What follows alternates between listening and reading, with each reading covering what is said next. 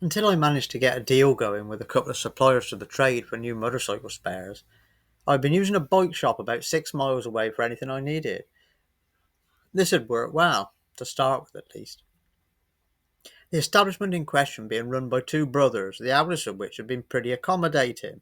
Because I was trade too, he had allowed me a discount from retail prices. Always paying cash, I purchased some items in bulk special orders rather than buying singles, so it was attractive to both of us. They did MOT testing too, so if I had a bike that was too good to strip for spares, then it went there to get a test put on it prior to selling.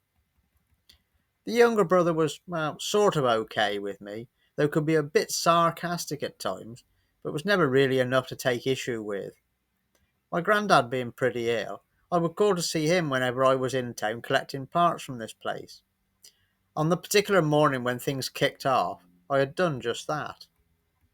Walking into their workshop, taking off my helmet, and greeting the younger brother with a smile and a wave, as I had done probably 3 dozen times in the prior 18 months, my forward progress was abruptly halted, and I was immediately informed by a much older chap that it was staff only in there. I didn't recognise this bloke, but apologised, saying that I was trading a regular customer.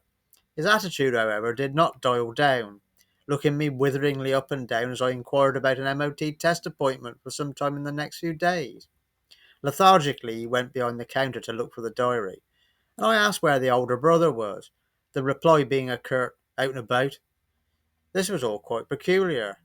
His son previously had been very, very accommodating and friendly. He found the diary and I made the appointment. Now, I have always been pretty affable sort of fella, at least I try to be, but what the issue was there, I really had no idea. I was about to leave when the younger brother came through. Have you met my father before? He asked. I replied in the negative. Turning to the miserable bloke, I reached out a hand and shook his. As a point of polite conversation, and with him obviously being local, I asked if he knew my grandad, as most people in the town did. His response of, "Oh yeah, that old bastard," fairly took me off guard. Of course, I rounded on him, saying not to be so rude and that grandad was dying of cancer. "Fucking good job," came the reply as he waited my reaction. I saw red, telling him what I thought, and no doubt much to his delight at getting a rise. With the raised voices, the son came barging through the door. They were both way bigger than me, and I was bundled off outside before being threatened with a thumping if I ever returned. Standing in the car park next to the Honda and seething afterwards. What on earth was this lot's problem, I wondered. Because it was quite a sad time, and I didn't want to upset them, I never mentioned this incident to my parents, but later confided to my Uncle Roger regarding it. He was furious, as was I, but explained that Grandad had been a foreman on a building site where the old bloke had been a carpenter some years previously. This man had fancied himself as a bit of a joker and a bully, giving several of the other blokes on the site a real hard time. Grandad had gotten wind of his antics, giving him the sack then and there, hence the hostile attitude. Mystery solved.